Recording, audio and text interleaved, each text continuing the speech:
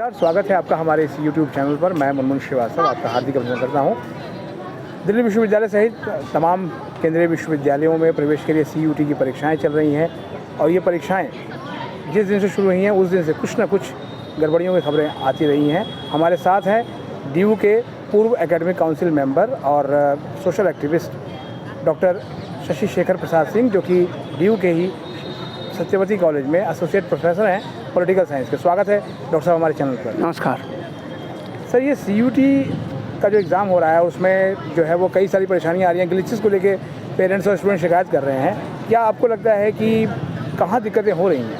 देखिए, पहली बात तो ये है कि कोई भी परिवर्तन की बिना तैयारी के जब आप परिवर्तन की कोशिश करते हैं तो उसके सफल होने की संभावना पहले से ही कम हो जाती है। दिल्ली विश्वविद्यालय में लगातार कुछ मतलब देखेंगे कि 10-15 सालों में इतने परिवर्तन इतनी तेज़ी से किए जा रहे हैं और हर बार बिना तैयारी के परिवर्तन किए जाते हैं। यह जो केंद्रीय विश्वविद्यालयों के लिए प्रवेश परीक्षा के लिए तय किया गया CUET, अब इसकी कितनी तैयारी थी? अगर वो चाहते, और आप जानते हैं कि पूरे भारत ही नहीं, कई बार तो कई अन्य देशों के भी विद्यार्थी यहाँ एडमिशन लेना चाहते हैं। तो ऐसी स्थिति में इस बार जो डेटा प्राप्त हुए हैं, लगभग 10 से 11 लाख से ऊपर विद्यार्थियों ने फॉर्म भर रखा है। दिल्ली विश्वविद्यालय के लिए ही करीब 7 लाख से ऊपर विश्वविद्यालयों का प्रेफरेंस है। तो ऐसी स्थिति में पहली बात तो आपने देखा होगा कि 15 जुलाई से लेकर 20 अगस्त तक के लिए ये एग्ज़ाम, इतना लंबा एग्ज़ाम होने जा रहा है। इस बीच में NEET के मेडिकल वगैरह के सारे एग्ज़ाम हुए। अब सोचिए कि विद्यार्थियों पर कितना दबाव है। लेकिन जो मूल बात है कि दिल्ली विश्वविद्यालय या जो NAT के द्वारा जो पूरे केंद्रीय विश्वविद्यालयों के प्रवेश परीक्षा के लिए ये चल रहा है एंट्रेंस एग्ज़ाम, उनकी तैयारी कितनी है?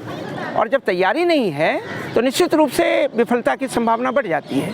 दूसरी तरफ विद्यार्थियों को अगर आप पर्याप्त सूचना नहीं देंगे, और भारत दिल्ली में नहीं है, भारत किसी महानगरी में नहीं है, पूरे भारत के दूर दराज के विद्यार्थी इस एग्ज़ाम में अपियर होंगे। दिल्ली विश्वविद्यालय में पढ़ने का उनका एक सपना होता है। तो वैसी स्थिति में विश्वविद्यालय ने ये गलती की कि बिना तैयारी के इस प्रकार के एंट्रेंस टेस्ट की शुरुआत की है। इसमें UGC की भी जिम्मेदारी है, इसमें NTA जो एग्ज़ाम कंडक्ट कर रहा है।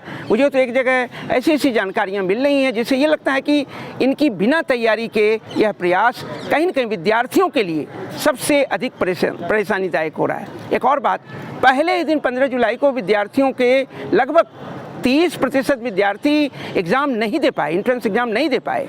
और जब ये पूछा गया UGC के चेयरमैन से तो उन्होंने कहा कि नहीं, हम दोबारा रिपीट नहीं करेंगे एग्ज़ाम, उन्हें मौका नहीं दिया जाएगा। तो जिनको मौका नहीं दिया जाएगा उनका 1 साल, जीवन के 1 साल उनके बर्बाद होंगे। कौन जिम्मेदार है इसके लिए? और एक बात जान लीजिए कि कोई भी व्यवस्था या कोई भी संस्था, उन्हें जिनको स्टेक होल्डर्स हैं या जो वहाँ एडमिशन लेंगे, उनके लिए उनकी चिंता, उनके प्रति जिम्मेदारी उनकी जिम्मेदारी है। ये बहुत ज़रूरी है।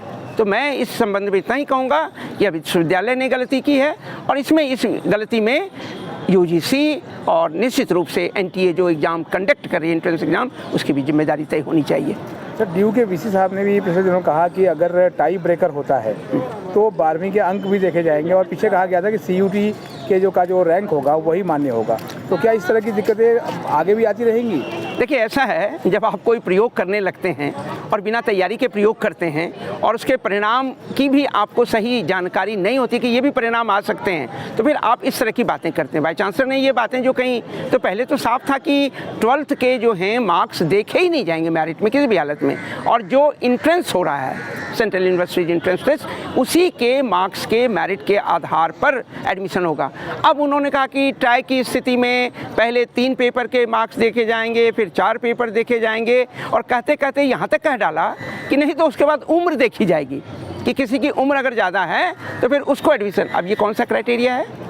उम्र के आधार पर आप एडमिशन अगर देखेंगे कि टाई की स्थिति में देंगे, तो मुझे लगता है कि ऐसा इसलिए हो रहा है कि विश्वविद्यालय प्रशासन खुद इस एंट्रेंस एग्जामिनेशन के प्रति बहुत आश्वस्त नहीं है कि उसको पूरी सफलता के साथ वो कंडक्ट करवा पाएंगे और उसके बेस पर एडमिशन हो पाएगा। ये इसी चीज़ का वो परिचायक है। सर, CUT का बहुत लंबा शेड्यूल बनाया गया है और आज 20 जुलाई है जब हम और आप बात कर रहे हैं, और जनरली इसी दिन से सेशन शुरू हो जाया करता था DU का, तो क्या आपको लगता है कि इस साल भी सेशन लेट यानी बहुत लेट हो सकता है? नहीं, एक तो पहली बात तो ये है कि जो सेशन में जो विलम्ब होने लगा है उसका एक बहुत बड़ा कारण तो पेंडेमिक भी रहा, इससे हम इनकार नहीं कर सकते। महामारी के कारण लगातार, और अब तो जानते हैं कि एक सेमेस्टर चलता है, फिर दूसरा नहीं हो रहा होता, तीसरा, फिर उसके बाद प्रारंभ, तो ये तो परेशानी आ चुकी है।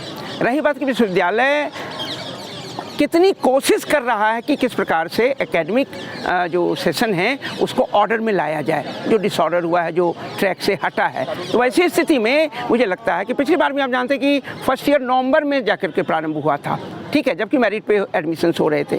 इस बार तो उन्होंने 20 अगस्त तक जो है वो इंट्रेंस टेस्ट की ही व्यवस्था है, उसके बाद फिर वो रिजल्ट आएगा, मेरिट बनेंगे, फिर कॉलेजेस को जो है उसमें एडमिशन करना है, ई काउंसलिंग सर, उसके बाद कहा गया हाँ ई काउंसलिंग करेंगे।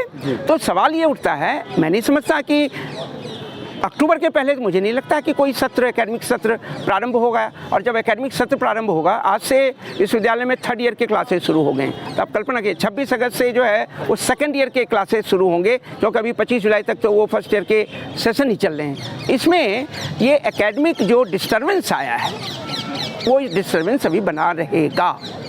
सर DU की रैंकिंग गिरी है, अभी देखिए 6 सेमेस्टर का जो DU के बच्चों का एग्जाम हुआ काफ़ी समय हो गया, अभी तक उनके रिजल्ट नहीं आए हैं। नहीं, कुछ रिजल्ट आ गए हैं जो मुझे विद्यार्थियों ने जानकारी दी है।